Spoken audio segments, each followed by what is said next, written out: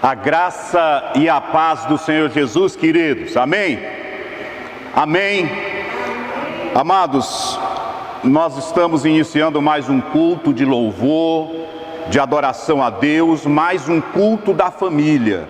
E eu quero convidar a você para nós estarmos orando, para que o Senhor venha receber este culto não como um sacrifício, mas como oferta voluntária que depositamos diante do seu altar de glória. Oremos todos ao Senhor. Amado Deus, em nome do teu Filho, ó Deus querido, nós, Senhor, clamamos a Ti, que o Senhor nesta noite venha receber o nosso louvor, que o Senhor venha receber a nossa adoração a Ti, Pai. Nós estamos em mais um culto da família, nos reunimos, ó Pai, talvez de uma forma extraordinária, de uma forma jamais imaginada pela Igreja do Senhor, através dos smartphones, através, Senhor, de aparelhos celulares, através, Senhor, da glória dos nossos notebooks. Mas, Pai, uma coisa é fato: nós não arredaremos o pé de Te oferecer o nosso melhor louvor, a nossa melhor adoração, ó Pai. Que o Senhor possa olhar para nós nessa noite com olhar de graça, com olhar de misericórdia, e que o Senhor venha receber este culto, Senhor amado, como um perfume agradável às tuas narinas. Nós te pedimos, vá em cada uma das casas que estão em volta, Senhor amado, deste aparelho, participando desta transmissão do mais um culto da família. Abençoa as nossas famílias, abençoa a nossa cidade, o nosso país, Senhor. A nação mundial é a nossa oração e o nosso agradecimento em nome do Senhor Jesus. Amém e graças a Deus. Queridos, nós vamos estar ouvindo 2 louvores entoados pela irmã Grace, e logo em seguida nós vamos meditar na palavra de Deus. Amém? Glória a Deus, aleluia. Eu saúdo a amada igreja do Senhor, com a paz do nosso Senhor Jesus Cristo, que nesse dia estamos aqui para louvar ao Senhor, para adorar ao Senhor. Não é porque nós não podemos sair de nossas casas que nós deixamos de adorar a Ele. Que os louvores que serão entoados aqui venham falar com você nesse dia. Que Deus venha estar abençoando a cada um de vocês. Que o Senhor venha abençoar a mensagem, que venha chegar também a palavra do Senhor e que venha fazer morada em seus corações. Neste momento em que nós estamos vivendo, em que muitos estão até mesmo apavorados, sem quererem sair de casa, nós entendemos o porquê, mas em meio a tudo isso nós também temos que confiar que o nosso Deus nos guarda, que o nosso Deus nos cura. E vamos louvar agora um louvor que diz que nós somos casa, nós somos a casa do Senhor. Amém?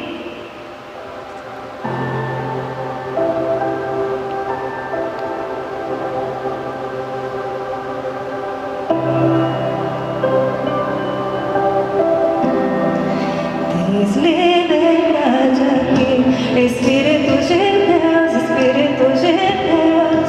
Tens liberdade aqui, Espírito Santo, Espírito Santo. Tens liberdade aqui, Espírito de Deus, Espírito de Deus. Tens liberdade aqui, Espírito Santo, Espírito Santo. Eu sou tua casa, tua morada, eu sou teu lar. Mude as coisas de lugar, eu sou tua casa, tua morada, eu sou teu lar. Mude as coisas de lugar.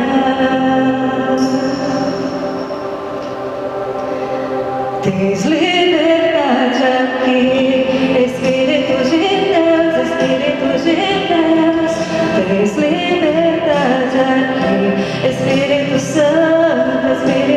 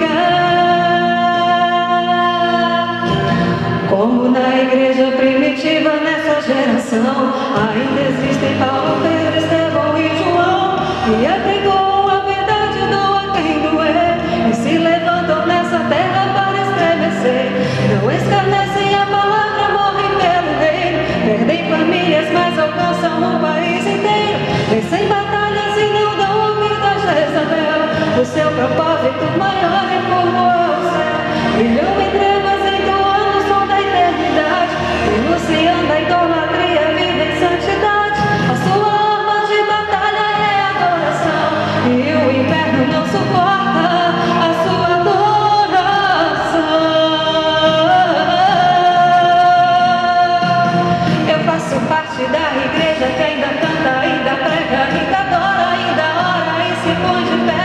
É testemunha do Deus vivo, experimenta o impossível, põe no chão o seu joelho e usa a sua fé. Eu faço parte da igreja que ainda chora, ainda brinca, profetiza e não desiste mesmo na prisão. Não vejo o trono, não entrega sua coroa e não baixa sua cabeça para o inferno e para a oposição. Eu faço parte da igreja que não troca aliança, tenho medo a esperança de encontrar Jesus. Eu faço parte da igreja redimida que aceitou viver a glória e carregar a cruz.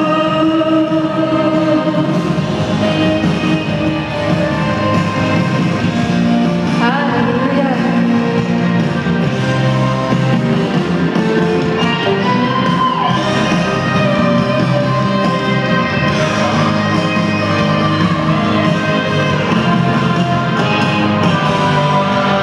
Como na igreja primitiva nessa geração, ainda existem Paulo, Pedro, Estevão e João, que abrigou a verdade do abrindo e se levantam nessa terra para estremecer.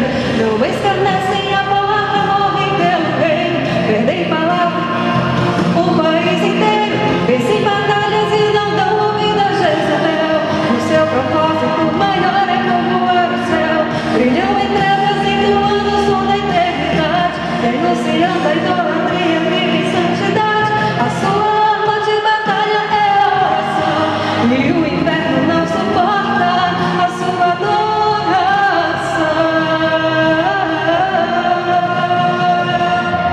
Eu faço parte da igreja que ainda canta, ainda prega, ainda adora, ainda ora e se põe de pé.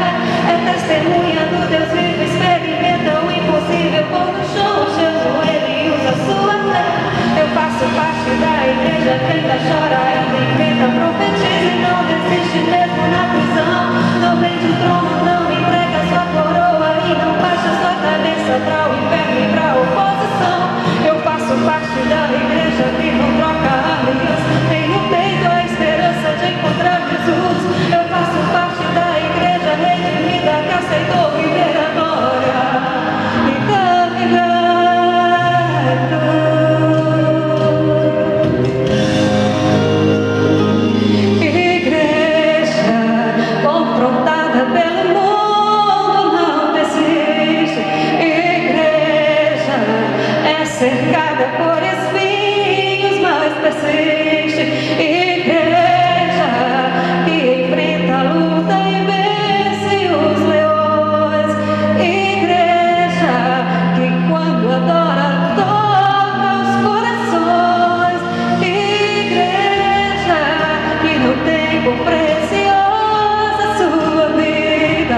Igreja que a Deus se consagra e se santifica. Igreja edificada sobre a rocha para vencer, pois contra elas as portas do inferno não vão prevalecer.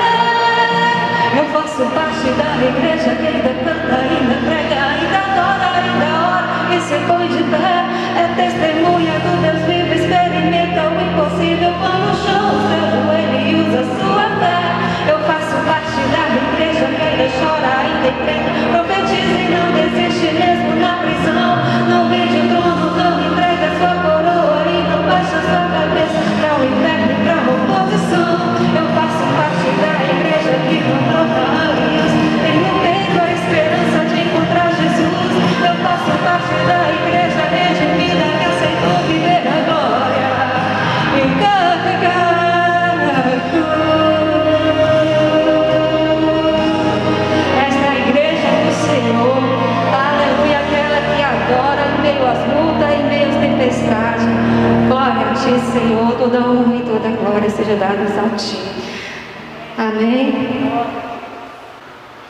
A paz do Senhor Jesus mais uma vez, queridos. Queridos, eu quero convidar a você para nós estarmos meditando na palavra de Deus. Deus tem uma palavra para o meu e para o seu coração nesta noite. Eu quero meditar com você nesta noite uma palavra que Deus colocara no meu coração e que eu gostaria de que nós estivéssemos meditando nesta palavra. A palavra está no Evangelho de Marcos, no capítulo de número 8. Nós vamos estar lendo o versículo de número 27 até o 29. Marcos, capítulo de número 8, do versículo de número 27 ao 29, onde a palavra de Deus nos fala desta maneira: Então Jesus e os seus discípulos partiram para as aldeias de Cesareia de Filipe, e no caminho perguntou-lhes: Quem dizem os homens que sou eu? E responderam: João Batista, outros Elias, mas outros alguns dos profetas.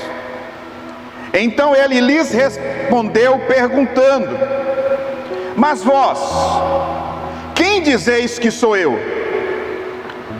Respondeu Simão Pedro e lhe disse: Tu és o Cristo. Amém? Oremos ao Senhor. Pai, muito obrigado por tua palavra, Pai. Que o Senhor possa nos esvaziar de nós, mas que o Senhor nos encha com a tua presença. Que o Senhor venha nos alimentar com esta palavra. Que o Senhor venha clarear as nossas veredas através desta palavra. Palavra esta que o salmista nos diz que é lâmpada para os nossos pés. Pai, nós não sabemos andar sem uma direção vinda de Ti. Que o Senhor nos direcione através desta palavra. É a nossa oração e agradecimento a Ti, em nome do Senhor e Salvador Jesus Cristo. Meus queridos, o tema dessa mensagem é: quem é Jesus? Se fôssemos fazer essa pergunta para cada um dos amados, todos nós teríamos uma resposta pronta. Ele é o Salvador, Ele é o Filho de Deus, Ele é o nosso irmão, Ele é o filho de José e Maria. Todos nós teríamos uma resposta decorada na ponta da língua para falar quem é Jesus. Essa passagem que nós lemos no Evangelho de Marcos, os outros evangelistas, eles são mais detalhistas, e é como se Jesus estivesse nesse momento, no contexto, Jesus estivesse passando para os discípulos as dificuldades que aconteceriam durante a sua caminhada. Alguns, a Bíblia nos diz que quando Jesus começa a falar desse discurso, alguns começam a falar para Jesus: olha, dura é esta palavra, dura é esta mensagem, ao ponto de muitos saírem fora, muitos irem embora, deixarem de seguir a Cristo. E Cristo começa a observar que somente os seus discípulos mais próximos ali permaneceram. A Bíblia nos diz que Jesus se direciona para os discípulos e pergunta para ele: vocês também não vão? Simão Pedro, tomando a palavra, Simão Pedro diz assim: Senhor, para onde nós iremos, se só tu tens palavras de vida eterna? Mas o que me chama a atenção é que nesse Evangelho de Marcos ele cita esse detalhe, aonde Jesus pergunta para os discípulos: quem dizem por aí que eu sou? O que o mundo aí fora está falando a respeito de Jesus? Todos têm um pensamento formado a respeito de Jesus. Algumas linhas dizem que Jesus foi simplesmente um homem que viveu na história e que se tornou um grande líder. Jesus é apenas um homem para muitos, um grande homem para muitos. Para outros, Jesus foi apenas Deus, é apenas Deus, ele nunca assumiu a condição humana. Mas para nós que cremos no Evangelho do Senhor, nós entendemos que Jesus foi 100% homem e 100% Deus. A palavra de Deus nos diz no Evangelho de João, logo no capítulo 1, que o Verbo de Deus se fez carne e habitou entre nós. No princípio, o Verbo era Deus, e o Verbo estava com Deus, e se fez carne e habitou em nosso meio. Então nós entendemos que Jesus, ele veio, assumiu a forma de homem, mesmo sendo Deus, mas não deixou de passar pelas dificuldades, pelas adversidades. Jesus, obtendo essa resposta dos seus discípulos, ele diz: espera aí, eu tenho mais uma outra pergunta. Para os homens eu sou Elias, para os homens eu sou João Batista, para os demais eu sou alguns dos profetas, mas para vocês, quem eu sou? O que eu represento para vocês? Esta foi a pergunta de Jesus, direcionada agora para os discípulos. E eu quero pegar essa mesma pergunta e direcionar para mim e para você. Quem é Jesus para nós? É o nosso porto seguro? É como diz o salmista Davi, o nosso socorro bem presente na hora da angústia? Porque eu acredito que esse é o nosso Jesus. No decorrer dos evangelhos, você vai ver sempre os homens se perguntando. Numa outra ocasião, Jesus, ele está com os discípulos num barco, e uma tempestade enorme se levanta. Jesus ali repreende aquele vento, repreende aquela tempestade, e de repente os próprios discípulos chegam e perguntam, no Evangelho de Marcos, no capítulo de número 4, versículo de número 41, eles perguntam: quem é este que até o vento e o mar lhe obedece? Quem é esse homem extraordinário? Quem é esse homem que dá uma ordem ao vento e ele se aquieta? Que dá uma ordem ao mar revolto e ele se acalma? Quem é este? O homem sempre se perguntando quem é a Jesus. No Evangelho de João, no capítulo 1, no versículo de número 29, nós encontramos o evangelista João Batista, um homem que pregava no deserto. Nós vemos ele, e de repente vem Jesus ao seu encontro, e quando Jesus está vindo ao encontro dele, João tem uma revelação do Espírito Santo e diz: eis o Cordeiro de Deus, que tira o pecado do mundo. Você sabe quem é esse Cordeiro de Deus? É o meu e é o seu Jesus Cristo. O Cordeiro de Deus que tira o pecado do mundo. É esse Jesus tão divulgado, é esse Jesus tão anunciado, é esse Jesus que nós pregamos, é esse Jesus que nós amamos. Um Cordeiro que morreu no meu e no seu lugar. Um Cordeiro que Deus havia mostrado para Abraão, logo ali quando ele foi oferecer seu filho Isaque em sacrifício. Quando Abraão fala para Isaque: olha, Isaque, não se preocupe com o sacrifício, porque Deus proverá para si um cordeiro. No momento do sacrifício, quando Abraão levanta aquele cutelo, quando tudo já está preparado para o sacrifício, Deus dá uma ordem para Abraão: não faça isso, porque agora eu vi que tu temes a mim. Não faça isso. A Bíblia nos diz que quando Abraão olha para o lado, o cordeiro está preparado. O cordeiro foi preparado para o maior sacrifício da história da humanidade. Esse cordeiro, até hoje ele é anunciado, porque ele morreu no meu e no seu lugar. Um cordeiro que foi 100% homem, um cordeiro que foi 100% Deus. Como Deus, nós temos no Evangelho de João, no capítulo de número 11, na história que narra a ressurreição de Lázaro, nós temos Jesus se apresentando com as duas características de Deus e de homem. como Deus, nós podemos tomar, por exemplo, que Jesus sabia que Lázaro havia morrido, sem que ninguém houvesse o avisado. A Bíblia nos diz que quando vão avisar a Jesus, o primeiro aviso foi: Lázaro está doente. E ele diz assim: eu irei lá.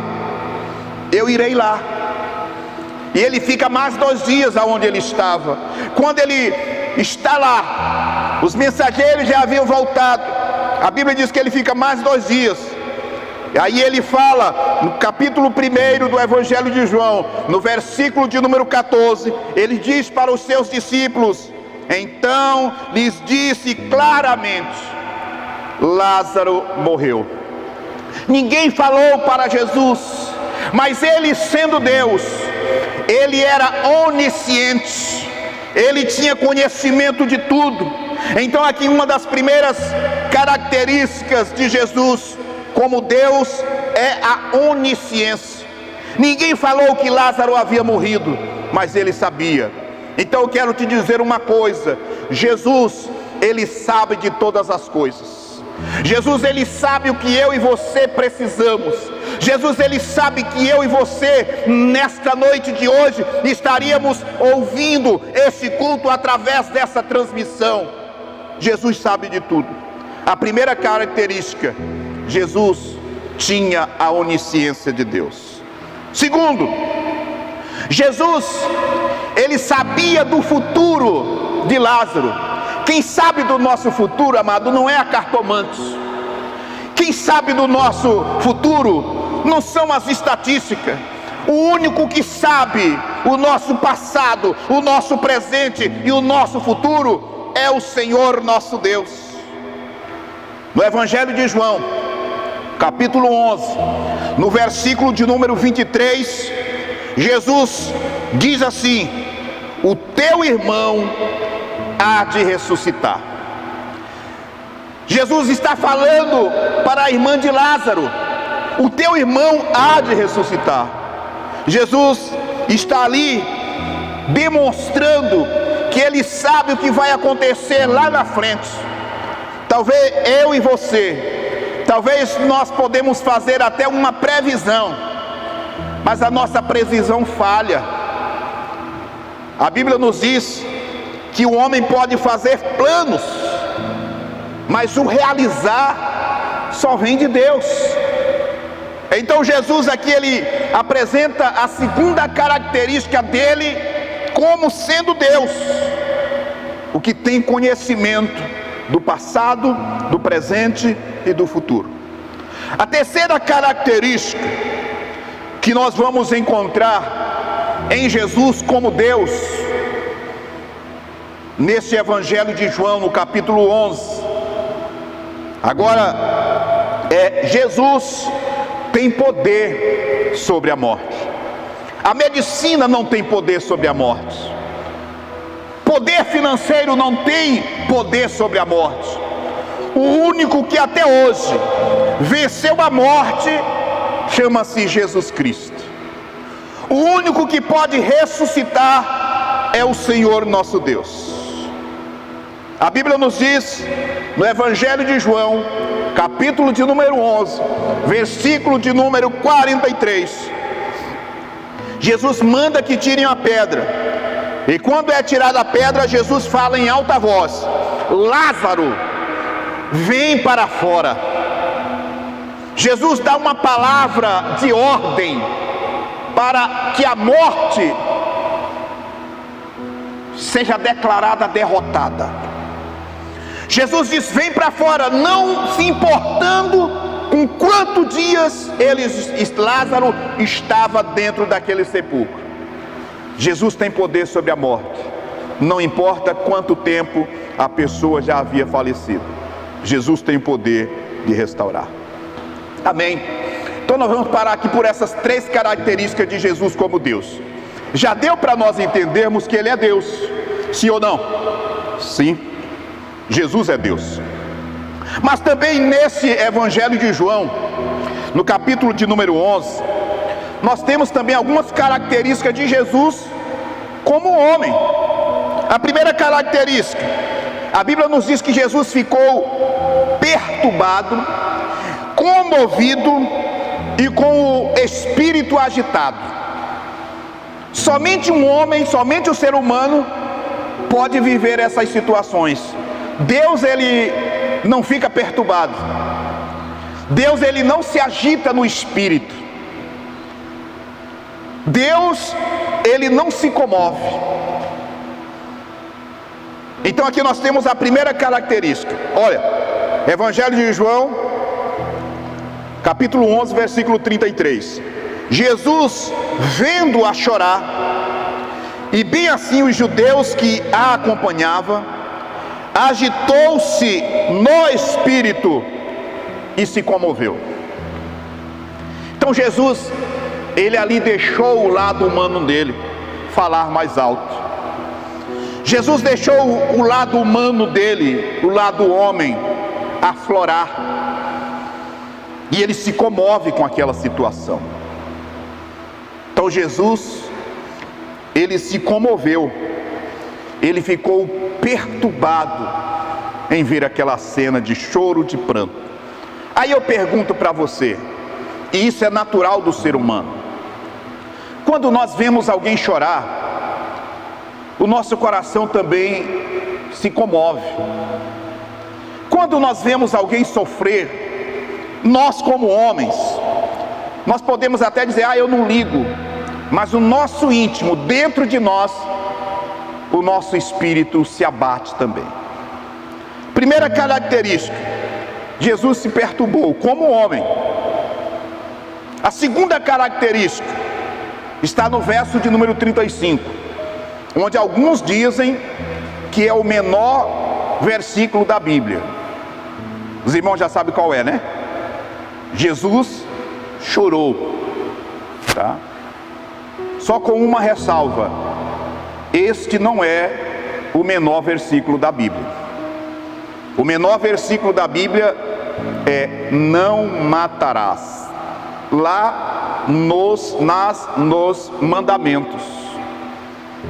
Tá? Se você somar as letras do não matarás e do Jesus chorou tem mais letra.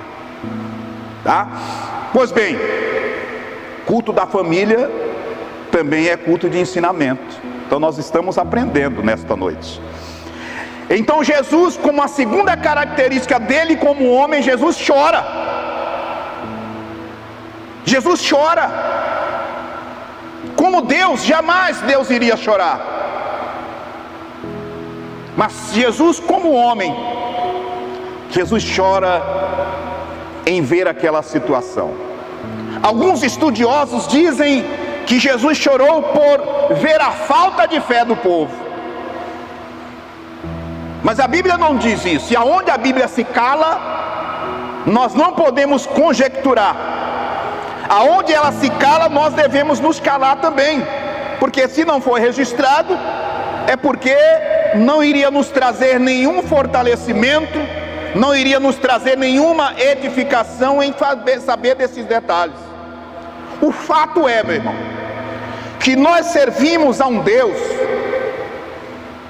que está preocupado conosco, um Deus que se preocupa em nos ajudar, um Deus que enviou o seu próprio Filho para vir nos socorrer. Se nós temos esse entendimento de quem é Jesus, o que Ele representa para nós, nós seremos fortes. A Bíblia chega a nos dizer, no livro do profeta Isaías, que aqueles que esperam no Senhor renovarão as suas forças e voariam com asas como de águia. Sabe por quê, amado? Quem tem a confiança no nosso Deus não se abate. Quem tem a confiança no Deus Todo-Poderoso, ele sabe que o que há de vir virá, não tardará. Deus vai agir em nosso favor. Quando eu conheço uma pessoa, é mais fácil de eu depositar a minha confiança nele. Um dos segredos, um dos conselhos da maioria dos pais para uma criança em fase escolar é: quando você for para a escola, não dê atenção para desconhecidos. Ou crianças que ficam em casa sós, o pai diz: não abra a porta para nenhum desconhecido. Sabe por quê? Nós só abrimos a nossa porta para quem nós conhecemos. Nós só abrimos a nossa porta para quem nós temos intimidade. Então nós precisamos saber quem é Jesus para nós. O que esse Jesus representa para a nossa vida? Será se ele representa só um cheque em branco assinado? Será se nós estamos servindo a Jesus só pelo que ele pode nos dar? Será que nós estamos servindo a Jesus só por causa de uma cura que ele fez na nossa vida? Ou será se nós estamos servindo a ele porque fora dele não existe nenhum outro Salvador? Porque se nós estivermos o servindo pela nossa salvação, pelo que ele é na nossa vida, pode acontecer o que acontecer, nós vamos estar firmes. Como diz o apóstolo Paulo, aconselhando: sede firmes e constantes. Quando se tem conhecimento de quem é Jesus na nossa vida, nós temos segurança e nós não seremos jamais abalados, abatidos. Amém? Que Deus possa guardar esta palavra no seu coração. Que este culto da família não seja simplesmente mais um culto, mas que seja o culto do nosso despertar. Que seja o culto em que nós teremos um entendimento de que nós precisamos reconhecer a Cristo como o Senhor, como o Salvador das nossas vidas. Você pode até pensar: está parecendo palavra para não crente. Não, meu irmão, é palavra para crentes. Nós precisamos saber o Deus que nós estamos servindo. Quem é esse Deus? Que poderes ele tem? Ele é maior do que qualquer vírus. Na quinta-feira, ministrando a palavra, Deus me trouxe o entendimento de que aqueles 3 homens na fornalha de fogo ardente, aqueles homens não estavam preocupados com a força do fogo, não, mas eles estavam com o seu pensamento voltado, que Deus era maior do que qualquer fogo. Se Deus é maior do que qualquer fogo e livrou aqueles homens na fornalha de fogo ardente, ele vai mostrar para mim e para você que ele é maior do que esse coronavírus e vai nos guardar, vai livrar a mim, a você e a sua família, em nome de Jesus. Guarde esta palavra no seu coração. E agora eu tenho mais uma palavra para você que é membro da Igreja Batista Nacional de Água Branca. Eu quero convocar a você para continuar a ser fiel no seu dízimo e na sua oferta. Procure a tesoureira, irmã Simone, para devolver o seu dízimo, para contribuir com a sua oferta, para que a porta desse templo permaneça aberta. Você tem essa opção de procurar a ela pelo número dela, no celular ou no WhatsApp, ou procurar a mim na nossa casa pastoral, ou ainda nas contas bancárias que foram disponibilizadas no grupo da igreja. E você que não é membro da Igreja Batista Nacional, mas quer contribuir com esta obra, nos procure pelas redes sociais, que nós estaremos dando a indicação. Amém? Vamos nos colocar de pé, coloque a mão no seu coração. Nós vamos orar ao Senhor agradecendo por mais este culto. Pai, muito obrigado, Senhor. Obrigado por tua palavra. Que o Senhor venha trazer a revelação para nós de quem é Jesus e de quem ele representa para nós, Senhor. Que o Senhor possa abençoar a cada família nesta noite, Senhor. Que a Tua mão esteja sobre nós. Que a Tua paz, que excede todo o entendimento, esteja acampando nos nossos lares, ó Pai. Que as nossas famílias venham ser guardadas deste vírus, ó Pai. Em nome de Jesus, guarda a nossa cidade, guarda a nossa nação brasileira, Pai. Repreende este mal, Senhor amado. Perca o seu efeito, a ação desse vírus de sobre a nossa nação brasileira, Pai. Nós oramos e te agradecemos em nome de Jesus. Amém. Que Deus os abençoe em nome do Senhor e Salvador Jesus Cristo. Amém.